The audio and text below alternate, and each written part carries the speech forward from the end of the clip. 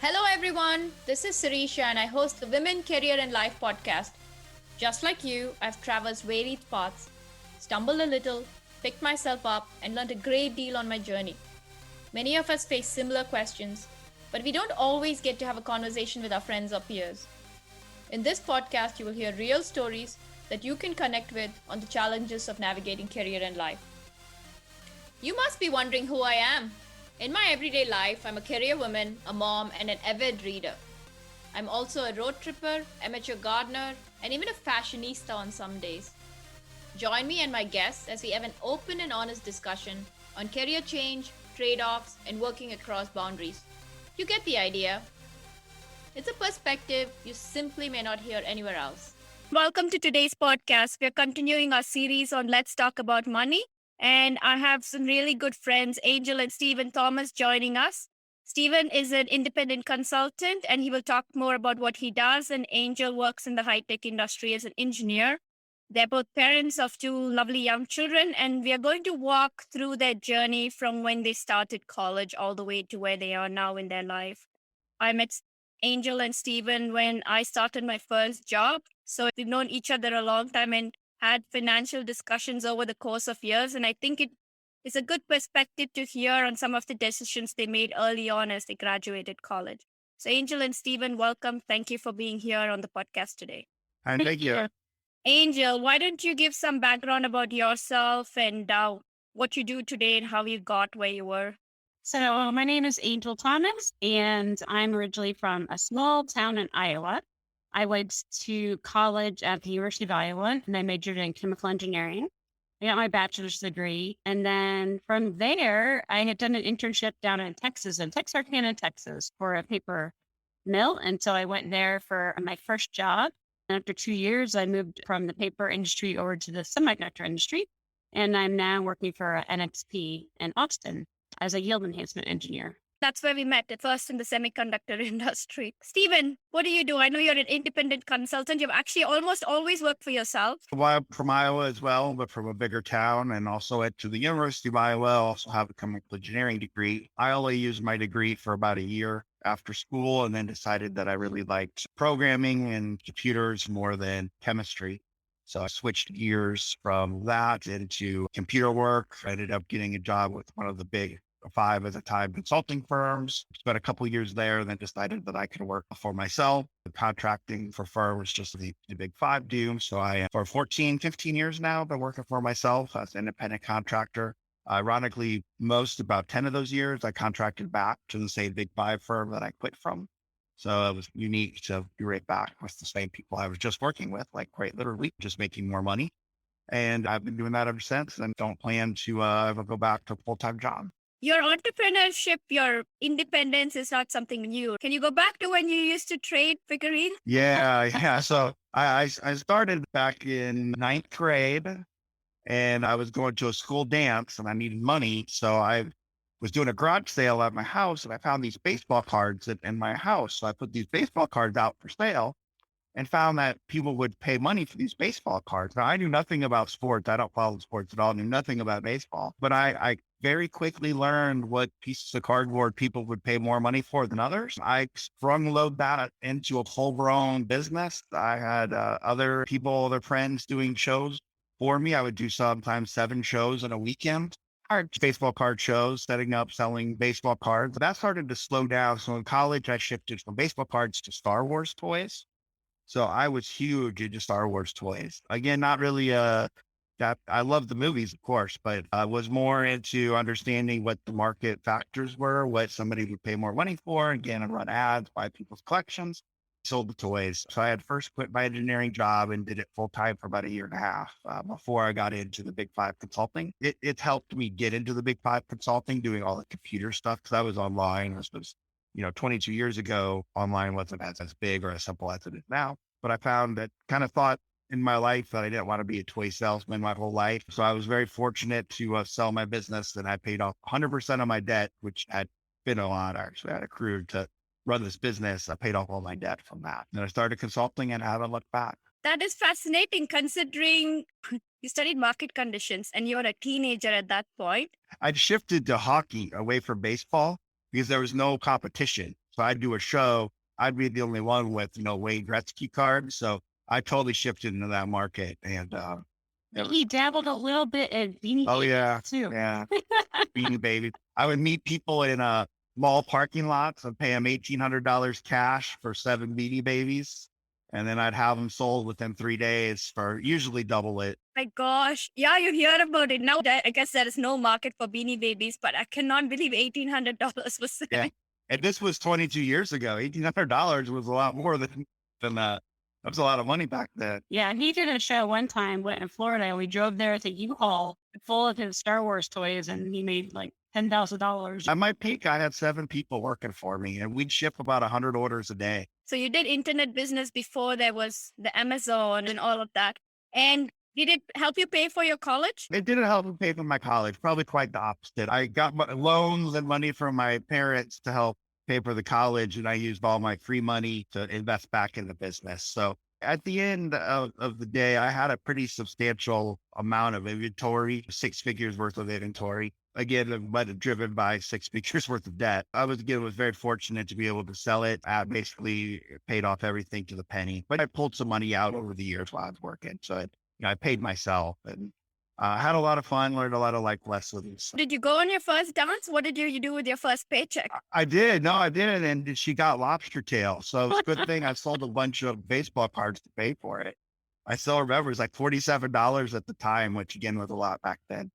Good memories. And I think more than anything, it taught you to time the market, all the skills, what sold, what did not, go through the whole learning process. Other than a very short stint in the corporate world, you've always been an independent consultant. And then that girl I took to the dance was Angel's friend. But we started talking to her. And that's how we met. So Nice. Yeah. Angel, what about you? What was your first job? my first job was really back in high school. I didn't do very much. I concentrated more on studying. But I did a few days of detasseling corn. That wasn't fun. I'd work as a waitress at a restaurant, and that only lasted a few weeks because that wasn't for me either.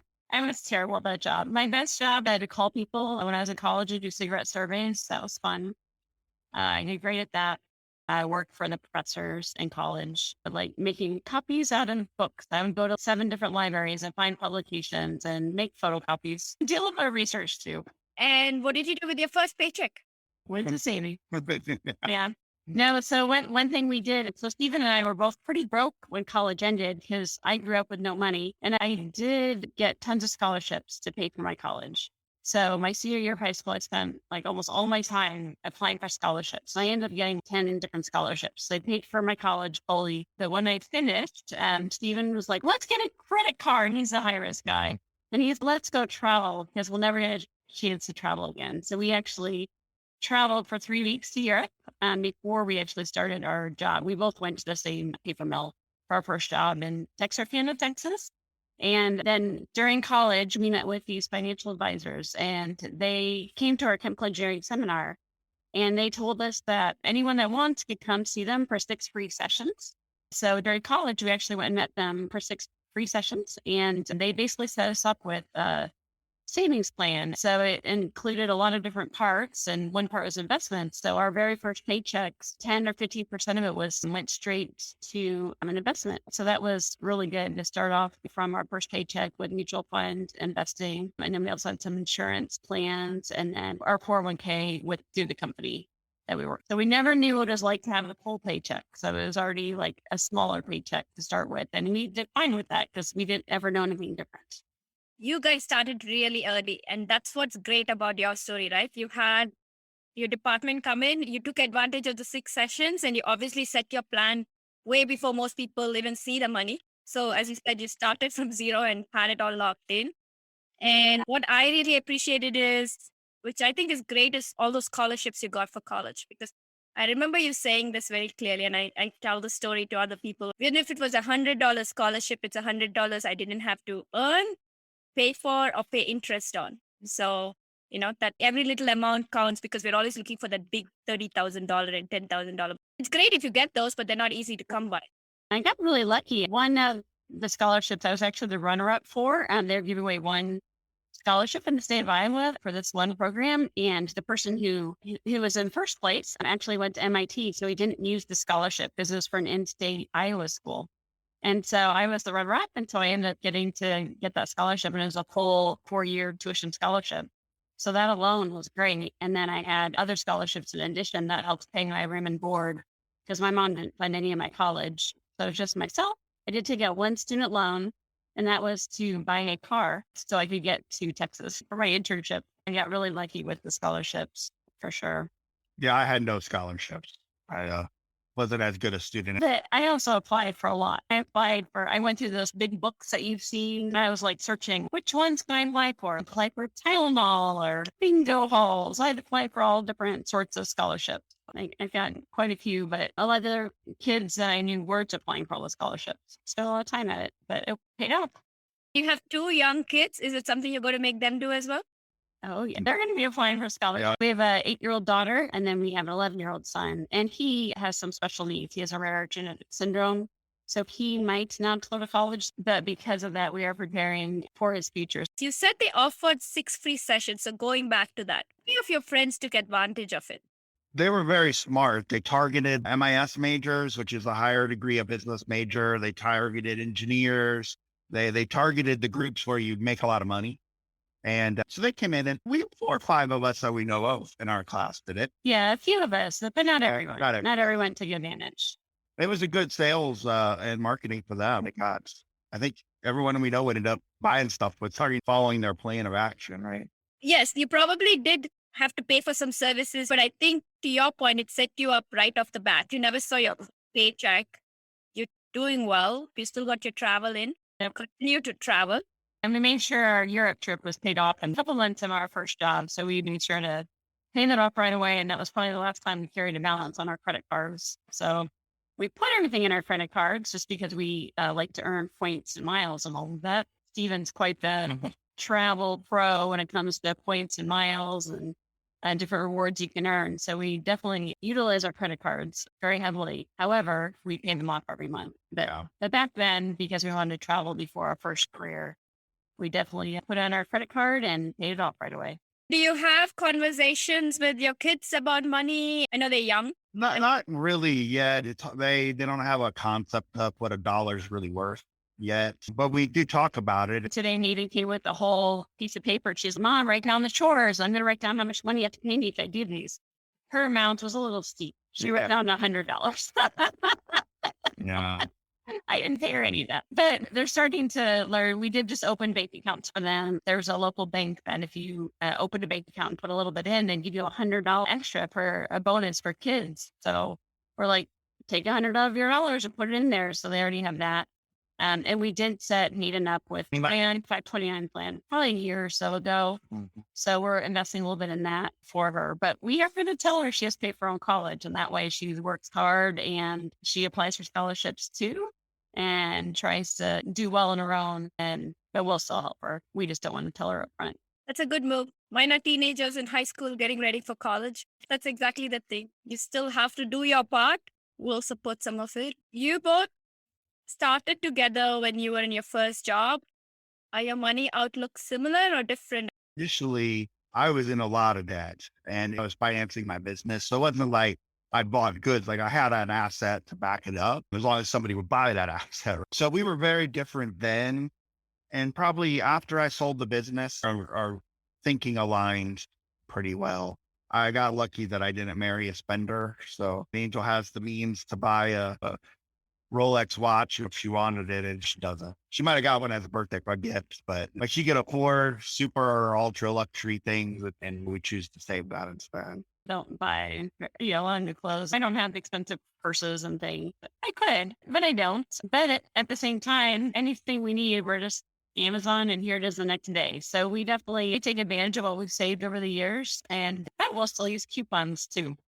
We tried and we look for good deals on things. So if something is expensive, but it's a good deal for it, then we'll purchase it. But like one thing with cars, we'll keep our cars for at least 10 years or longer until we feel like maybe they're not as reliable. And then we'll buy a new car. But now we're planning to the point where we can pay cash if we want to for a car, which is a great thing to be in our life. The guy almost fell out of his chair when we said we were paying cash because the main reason we had to at the time, he's like, it's 0% financing, is we were building this house and we couldn't have that show up on our credit report. So that was the main factor. And he still just didn't understand it. So you've been very thoughtful going to all the transitions. But he's definitely much riskier than what I am. So he'll play with the stocks a little bit. And he started playing with the cryptocurrency actually. Yeah, 4 or 5 years ago. Yeah, before it was really popular. I dabbled a little bit in it, and he's dabbled a lot more than I have. But in general, we're pretty similar spending wise. We've actually have our own separate account. So one person will pay the mortgage, the other person helps pay all the other bills. You know, if the person paying the mortgage needs more money, then we transfer over to their bank account. We did have to get a joint account one year, a few years back, because the IRS was issuing like tax refunds, and it happened to be made out in both of our names, and neither of our banks had cash it. So we had to get a joint account. So we do have one joint account, but we're still pretty separate and we trust each other. And now we're pretty similar with our spending and savings. I'm glad you brought up the two separate accounts because that's last time we talked, we were talking about that. So what are some of the decisions when you've made them? What have been some easy ones and what have been some challenging ones that you thought, maybe you made a mistake on it and that you would have done differently for someone who's going through and learning that process now? I think some of the things that we would have done different or made different decisions is maybe how we spent our money on real estate. We sold all our houses to buy the next house, which we always had to do. We just financially, we couldn't afford it. But a lot of people have rental homes and rental income. And I think we were never positioned with decisions, do we buy this rental house or not? But we should have put ourselves in that situation. I think I would have been happier if we'd looked back and had 3 rental houses, even if we didn't have so much in retirement, because it is a good long-term investment in general. For sure. I wish we would have done some real estate, and especially with right now, the way the market is, it makes you really look back. And we've had 2 houses just within 5 houses of a sell today. And looking at the prices they sold for today, we're like, why don't we have 5 more houses right now? Because the market is the prices are so crazy. And I wish we had some other houses that we could be selling right now or condos somewhere. But at the same time, that it's hard for him. He'd probably do that easily. For me, I want to do it, but to take our own house and rent it to someone would be tough on me because I'm too OCD and it's personal to me. And seeing someone else living in my house and maybe destroying the carpet or not taking care of something the way that I would take care of it would be very stressful for me. And also just having to deal with, we're not very good with maintenance on homes or doing all the managing. So I'm having to hire a management company in that. I wish we would have done more real estate for sure. But I'm happy the way we started saving from, day one for our first paycheck. We've done a lot of ESPP, the employee stock purchase plans with our companies, and then 401k with all of our companies. We've been doing some traditional converting to the Roth IRA for savings. So we have a lot of savings for retirement. So we're very well set for that. And we've also done a lot of insurance purchases to protect what we have. So we have an insurance plan that when we retire, we can actually pull out of it. So we'll have a monthly income from it. But then when we actually pass away, there will be a full insurance policy, a whole life instead of just a term insurance. So it's nice to have that already set. We do have term as well. But term gets very expensive as you get older. So we have a term policy right now to a certain age, but we have plenty of insurance for our kids for when we die someday. We started that right out of college. Now those policies will be fully paid up here soon. So we don't have to pay on that anymore. And that'll just be set in place, which is really nice. So many different moves. You've talked about insurance, you've talked about your retirement, your 401ks, IRAs, ESPP, all the benefits that we all encounter. Talked about rental. We rented our old place. We did it for a short time. It is quite hard. It is not as easy as it sounds because to your point, it was very personal for us because it was our house and we had a tough time with it. So we actually sold the place because we couldn't manage it for the same reasons, just emotionally tied to the house. And I know having rentals is a way of investment. And obviously it's a great investment, but I think there's a personal touch to it. So it may not be everyone's cup of tea. I had some friends who had tenants that would take a hammer to a bathtub and smash it to pieces. They had completely demolished some rental homes. And so it was really tough on them to have to go and fix all that stuff up and they lost money. So I can definitely see both sides for sure. And I do wish we did that. It is a source of income and investment for the long run. And the pros and cons and how your style fits with how to manage it, even whether it's you're personally managing it, management company, and you're aware of it and walk in with eyes open, then it's really good. Vacation condo might have been a nice way for us to go. Having a management company and just a condo instead of a freestanding house might have been something easier that we could still try in the future. We have 2 timeshares. Again, very researched and bought very strategically. One of our timeshares we bought in Thailand. Yep. And the reason is because the maintenance fees in Thailand are very low and we could still use it for a week at a Marriott anywhere. So why not buy where the price is low and the maintenance fees are low instead of buying like on Hawaii where we can still trade our week from Thailand for a week in Hawaii. We're actually going to go again here shortly. And we used like 3 weeks last year. So last year and went to Hawaii. So we've been really fortunate to be able to trade our timeshare. And we also have a week we own in Scottsdale. And again, we've never been back there, but we just traded for other locations. So we really enjoyed, and the way we bought them, we saved a lot of money from our timeshares for sure. But a lot of people don't buy correctly. At least I would say correctly, and they end up losing a lot of money. Yeah. Timeshares aren't for everybody, not advocating a timeshare. Yeah.